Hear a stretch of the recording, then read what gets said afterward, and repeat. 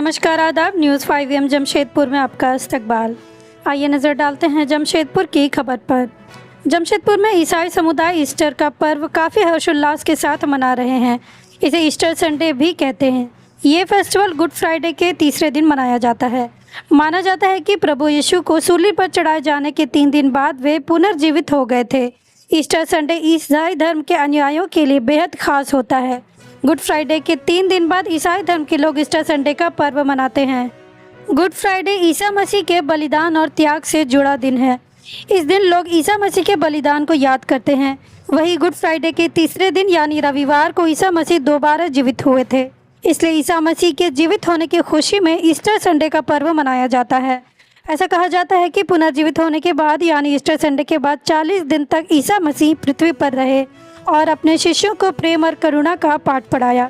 ईसाई समुदाय के लोग ईस्टर संडे के मौके पर रविवार को परिवार और दोस्तों के साथ मिलकर चर्च में जुटते हैं और इस दिन का जश्न मनाते हैं। बता दें कि गुड फ्राइडे के दिन ईसा मसीह को सूली पर चढ़ाया गया था। ऐसे में उनके अनुयायियों के बीच उदासी की लहर छा गई थी, लेकिन हुआ ये कि तीसरे दिन यीशु पुनर्जीवित हो उठे और तभी से उनके अनुयायी इस दिन को खुशी के पर्व के रूप में मनाने लगे। मान्यता है कि ईस्टर के 40 दिन तक ईसा मसीह धरती पर रहे और बाद में स्वर्ग चले गए। यही वजह है कि इस फेस्टिवल को 40 दिनों तक मनाने की परंपरा है।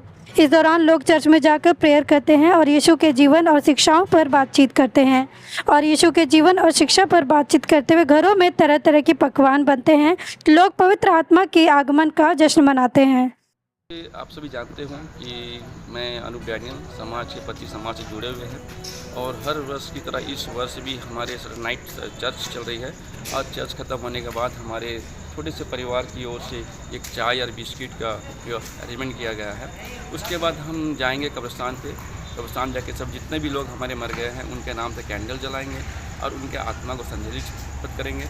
और उसके बाद हम ईस्टर संडे मनाएंगे बड़ा धूमधाम से, क्योंकि 40 दिन के हम लोग उपवास परहेज के बाद आज ये कुछ समय आया हुआ है कि हम सब मिलकर एक त्यौहार को खुशी से आनंद करें, एंजॉय मनाएंगे। ईस्टर किस लिए मनाया जाता है? ईस्टर मनाए जाते हैं कि ईसा मसीह जो है अपने को सूली पर चढ़ाए हैं और सभी को, जैसे कि कहते हैं कि हम बताएंगे कि हमें आपस में भेदभाव नहीं रखने चाहिए। ईसा मसीह ने हर एक को अपनाया और उसने सभी को माफ़ कर दिया है। वो चाहे वो दूसरों के लिए हो, हमारे लिए हो, हम भी चाहते हैं उनके रास्ते पे चले। आज कब्रिस्तान में क्या क्या हो रहा है? कब्रिस्तान पे होंगे कि जैसे कि हम लोग जानते हैं कि यीशु मसीह को जब दफनाए गए थे तो हमारे बोलते तीसरे दिन जी उठते हैं। तो ईसा मसीह कल सुबह 3 बजे जी उठेंगे और हम लोग कब्रिस्तान जाएंगे और उसी के साथ हम लोग चाहेंगे कि ईसा मसीह जी उठे हैं और त्यौहार धूम से ईस्टर संडे मनाएंगे। क्या नाम हुआ आपका? हमारा नाम अनूप डैनियल। और साथ ही छोटा सा संदेश देना चाहूँगा जनता को, हमारे भारतवासियों को, कि हमारे भारतवासी सभी हम भाई भाई है आपस में, किसी के बहकावा में ना जाए, किसी जातिवाद पे ध्यान ना दें। लोग आज के समय में देख रहे हैं टिकटॉक पे, फेक न्यूज़ पे तरह तरह का कमांड पास करते हैं, फलाना है। हम किसी भी पार्टी का नाम लेके नहीं कहूँगा या किसी के टारगेट नहीं कहूँगा। मैं चाहूँगा कि सभी को अपने विचार, आज की जनता सभी जागरूक हो गए हैं, सब पढ़े लिखे हैं, सभी को अपने अपने विचार सोचे जानते हैं।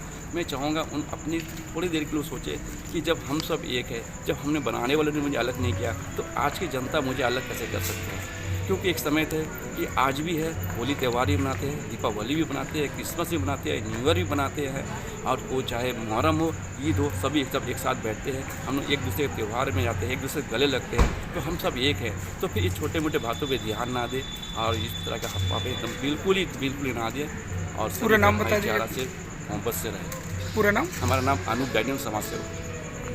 मसीह का जो जन्म है इसे हम लोग क्रिसमस या बड़ा दिन के रूप में मनाते हैं, सभी को इस बात को जानते हैं। लेकिन यीशु मसीह एक मंशा के साथ, एक योजना के साथ आए थे। उनका योजना ये थी कि सभी मनुष्य को जो है पाप से बचाया जाए, उन्हें मुक्त किया जाए और अपने पिता परमेश्वर की इस इच्छा को और उनकी इस योजना को पूरा करने के लिए वो इस धरती पर जन्म लिए थे। और इस जन्म को हम लोग बड़ा दिन या क्रिसमस के रूप में मनाते हैं। उसके बाद जो है यीशु मसीह 30 वर्ष तक अपने माता पिता के अधीन में रह करके एक साधारण मनुष्य की तरह उन्होंने जो है अपना जीवन बिताया और 30 साल से लेकर 33 वर्ष तक जो है 33 साल मैंने 3 साल उन्होंने जो है अपने वचनों का प्रचार किया। लेकिन उनके प्रचार से जो है उस वक्त के जो पंडित लोग थे और समाज के जो बड़े लोग थे, ठेकेदार लोग थे, वो उनसे नाखुश थे, क्योंकि वो जो है मनुष्य को मन फिराने का और अपने पापों से जो है उद्धार का जो है वो संदेश देते थे। और जो रूढ़िवादिता थी उससे अलग हट करके वो मनुष्य को जो है पाप से स्वतंत्रता की जो है वो संदेश उन्होंने दिया था। और उस वक्त जो है जैसा कि हम लोग सभी जानते हैं, हमारे भारतीय दर्शन में ये है कि सभी जो है अपने पाप से मुक्त होने के लिए एक किसी न किसी पशु का जो है बलिदान किया जाता है। लेकिन परमेश्वर ने ये सोचा कि जो है सबसे अपने पुत्र को जो है यीशु मसीह को एक मेमने के रूप में जो है उन्होंने इस धरती पर भेजा और उन्होंने मनुष्य जाति के पापों को अपने ऊपर ले करके जो है उसे उस वक्त जो क्रूस पर चढ़ाया गया, जिसे हम लोग पीछे 2 दिन पहले शुक्रवार के दिन जो है हमने गुड फ्राइडे के रूप में मनाया। और उस वक्त के जो शासक थे, रोमी शासक, उन्होंने जो है यीशु मसीह के देह को जो है कब्र में गाड़ दिया था। लेकिन यीशु मसीह ने कहा था कि मैं तीसरे दिन फिर मृतकों में से जी उठूँगा। और आज का वो दिन है, ये तीसरे दिन, शुक्रवार, शनिवार, इतवार, आज का ये तीसरा दिन है जब वो 2000 वर्ष पूर्व मृत्यु का हरा करके जो है वो फिर से पुनर्जीवित हुए और जो उद्धार का मनुष्य जाति का जो उद्धार का कार्य है उन्होंने इस कार्य को पूरा किया।